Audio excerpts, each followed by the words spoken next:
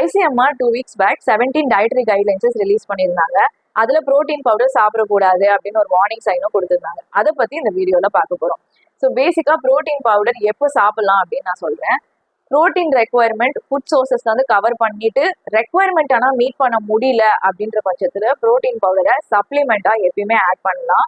So எங்கெங்க இந்த requirement தேவைப்படும்னா, வீகனா இருக்காங்க, இந்த வெஜிடேரியனா இருக்காங்க, மசில் பில்டிங் அதிகமா பண்றாங்க, இல்லைன்னா post operative care, injury, Burns, இந்த மாதிரி இடத்துல வந்து நிறைய புரோட்டீன் ரெக்குவயர்மெண்ட் தேவைப்படும். அப்போ புரோட்டீன் சப்ளிமெண்ட் ஆட் பண்றதுனால எந்த ப்ராப்ளமும் கிடையாது. ICMR கைட்லைன்ஸஸ் இதுல என்ன சொல்லியிருக்கு அப்படின்னா, புரோட்டீனை ஃபுட் சோர்சஸ்ல இருந்து மேஜரா கவர் பண்ணணும். ஸோ தட் நம் மைக்ரோ நியூட்ரியன்ஸ், மினரல்ஸ், எசென்ஷியலான தேவையான நியூட்ரியன்ஸ் எல்லாமே கவர் ஆகும்.